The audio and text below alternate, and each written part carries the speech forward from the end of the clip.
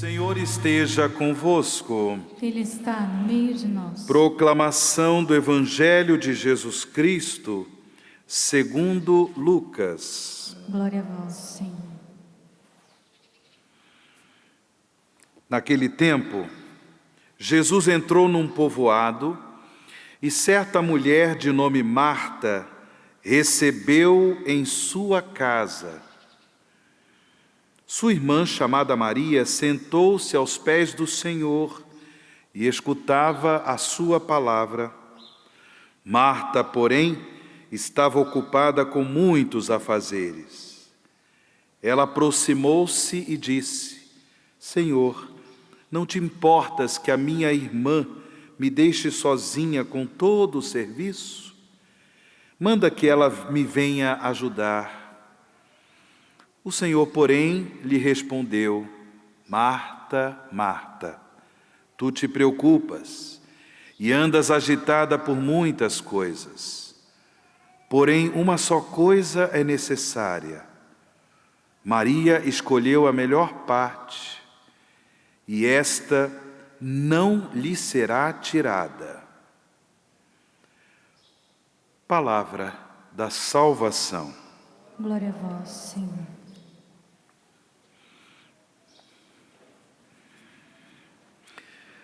Queridos irmãos e irmãs em Cristo Jesus, filhos e filhas do Pai das Misericórdias, nós estamos no mês de outubro, que é o mês das missões. A vida missionária da Igreja diz respeito à própria identidade da Igreja. A Igreja de Jesus Cristo, ela é uma igreja missionária. Ela recebeu do próprio Jesus um mandato missionário para que os discípulos e discípulas de Jesus fossem pelo mundo afora anunciar, semear a boa nova do reino de Deus. E a atividade missionária da Igreja diz respeito a todos nós, porque pelo sacramento do batismo, nós recebemos o dom do Espírito Santo para a nossa salvação, para a nossa santificação, mas também para que possamos contribuir, colaborar com a atividade missionária da Igreja. Onde quer que haja um cristão, onde quer que haja uma cristã, ali deve haver a semeadura da palavra de Deus. Ali deve acontecer o testemunho da boa nova de Jesus Cristo, nosso único Senhor e Salvador.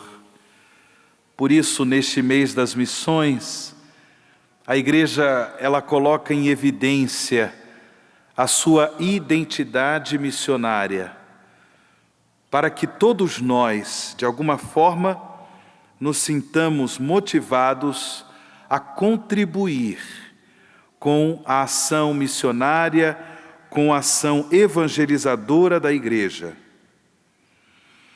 No entanto, à luz do Evangelho há pouco proclamado, é importante dizer que toda e qualquer atividade missionária da Igreja, toda e qualquer atividade pastoral da Igreja perderia o seu sentido se essa atividade não fosse precedida, motivada pela vida de oração, por uma vida de escuta da palavra do Senhor, como nos testemunha Maria, a irmã de Marta e de Lázaro, segundo o Evangelho há pouco proclamado.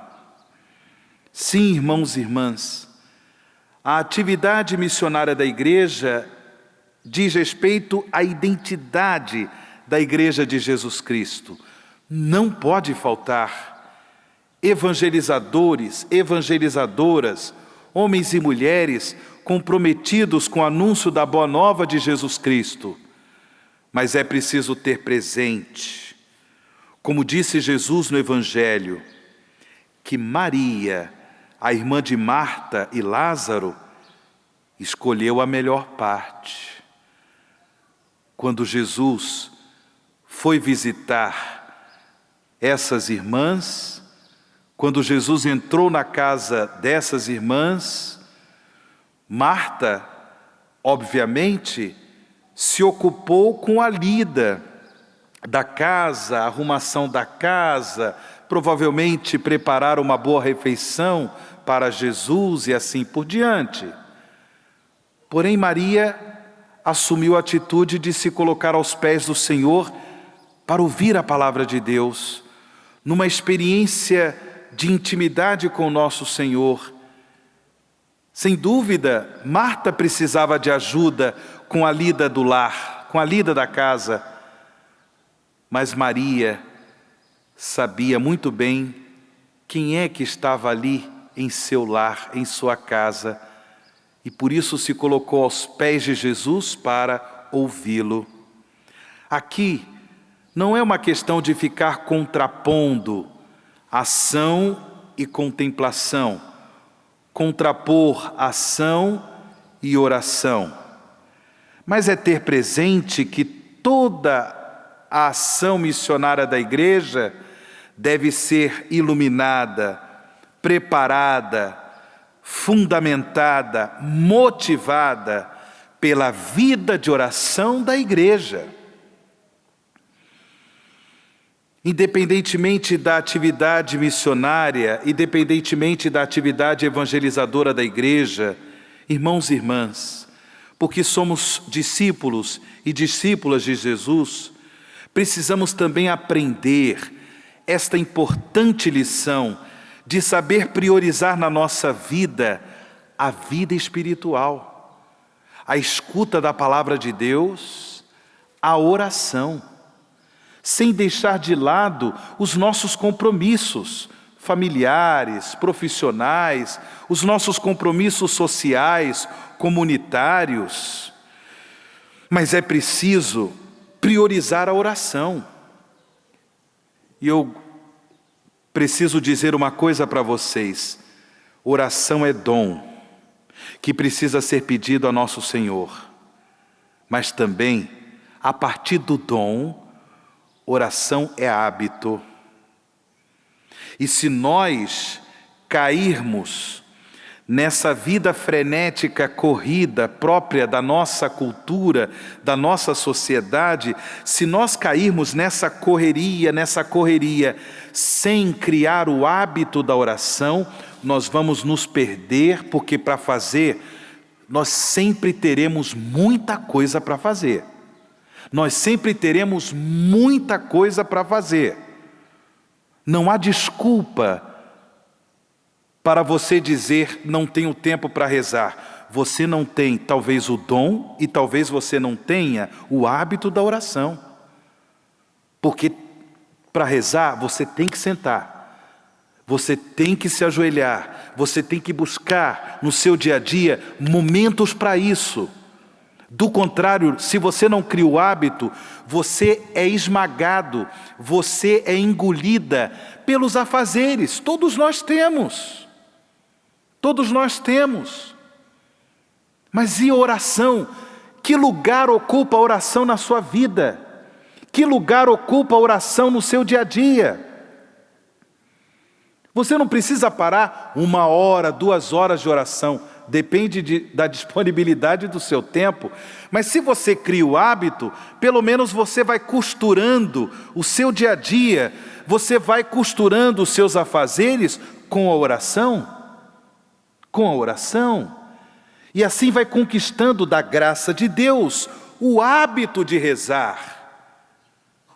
Porque do contrário, você vai sentar para rezar, mas não vai dar 2 minutos, você vai ficar com coceira para fazer alguma coisa. É verdade ou não é? Vai ficar com coceira, porque tem que fazer alguma coisa. Eu tenho que ver, E agora com o celular, com redes sociais, ontem o WhatsApp, Facebook saiu do ar, a turma ficou no desespero. Claro, além, obviamente, dos prejuízos financeiros, porque tem muita gente que trabalha com isso, as redes sociais, mas tem muita gente que ficou desesperada porque já não tinha mais como se comunicar, como conversar, como ver as novidades. Vá rezar. Mas você não tem o hábito da oração, aí, meu amigo, é claro, você vai ficar nervoso, com comichão na mão, com comichão na cabeça, vai dar problema emocional, psicológico, porque não se criou o hábito da oração. E Jesus disse no Evangelho, Maria escolheu a melhor parte. Por favor, não perca o seu tempo. Trabalhe, assuma a sua responsabilidade com os compromissos familiares, profissionais, sociais, comunitários. Mas, antes de tudo, reze. Como diz Santo Afonso Maria de Ligório, quem reza se salva. O recado foi dado. Nós ouvimos na primeira leitura esse trecho da profecia de Jonas. Jonas assume o chamado de Deus para pregar a palavra de Deus à cidade de Nínive. Essa cidade pagã de Nínive. No entanto, Jonas anuncia um possível castigo divino, uma vez que o povo de Nínive estava comprometido com o mal, com o pecado. Porém, ao acolher a palavra de Deus, os ninivitas fizeram penitência. Os ninivitas tiveram a atitude de conversão. E essa atitude chegou até mesmo à autoridade política de Nínive. O rei também fez conversão, o rei também fez penitência e também proclamou penitência para toda a cidade de Nínive. Isso acontece, irmãos e irmãs, quando a atividade evangelizadora, quando a atividade missionária da igreja, ela é fundamentada, ela é motivada pela oração e pela escuta atenta da palavra de Deus. São as graças que nós pedimos a nosso Senhor nessa Eucaristia, pela intercessão de São Benedito, pela intercessão de Santa Faustina Kowalska, que possamos também ser homens e mulheres de oração, ativos, mas contemplativos na ação, que realmente Deus nos dê a graça de criar o hábito da oração. Louvado seja nosso Senhor Jesus Cristo.